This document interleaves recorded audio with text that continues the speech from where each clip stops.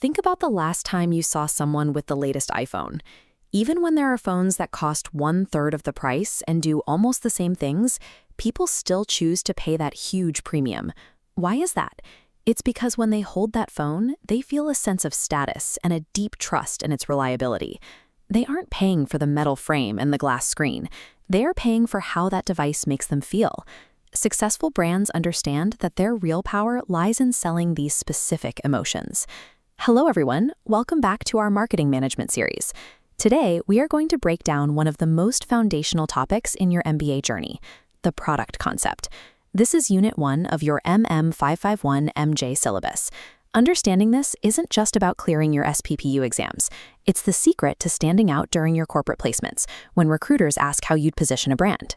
Learning to see the world through the lens of the product concept is your first step toward thinking like a professional marketing manager. To start, let's look at what the word product actually means. In a business context, simple language may sumjo, a product is any offering that a company puts into the market to satisfy a customer's want or need. Think of it as a bridge. On one side is a person with a problem, like being hungry, and on the other side is the product that solves it. Your textbook might call this a bundle of utilities, but you can think of it as a collection of solutions. When you buy a car, you're buying a solution for transport, a solution for safety, and perhaps a solution for your social image. All those solutions bundled together make the product. So as a marketer, you stop looking at the physical item and start looking at the specific ways that item makes a customer's life better. Now, in the world of marketing, we divide these solutions into two big categories, tangible goods and intangible services. Goods are things you can physically touch and own. When you walk out of a store with an iPhone, that physical device belongs to you. It has weight, it occupies space, and ownership has transferred from Apple to you. Services are different. You experience them, but you don't walk away owning a physical object. Think of Netflix. You pay for the entertainment and the joy of a movie night, but at the end of the month, you don't own the movies themselves. This leads us to consumer value, the specific benefit the customer gets. Apple gives you the value of prestige. Netflix gives you the value of relaxation and a quick escape from a busy day. We see this value everywhere. Zomato and Swiggy provide the value of time saved. Starbucks provides the value of a premium environment where you can focus on your work. Even when you buy Nike shoes, you are paying for the feeling of being an achiever.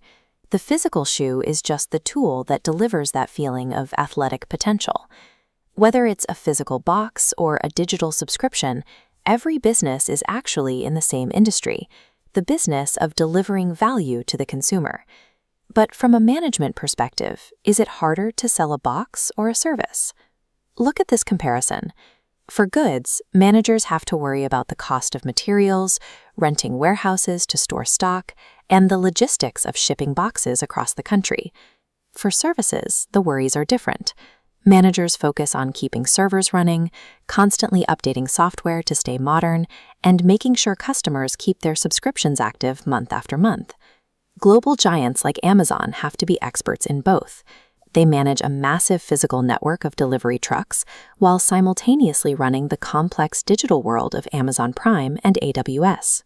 Deciding whether your product is a good or a service changes every single business decision you will make, from your budget to your daily operations. Now, let's focus on your paper. Ye question SPPU exam may frequently pucha jata hai. For a high-scoring long answer, always start with a formal definition. Clearly explain that a product is anything that fulfills a market need. Then include a flowchart like this one. Show the examiner how products branches into tangible goods and intangible services. Visual diagrams like this make your paper much easier to grade. Make sure to mention the Apple and Netflix examples we used today. It shows the examiner that you can apply theory to real-world businesses. Let's do a quick recap of the 3 pillars we learned today. First, bundle of utilities, the solutions the product provides. Second, tangibility, a physical good or invisible service. And third, consumer value, the actual benefit the customer pays for. Using this specific structure in your answer ensures that you cover every technical point the examiner is looking for. Marketing starts with a deep understanding of exactly why people make the specific choices they do every single day. If you want to lead in the world of management, you must build a solid foundation in these core concepts.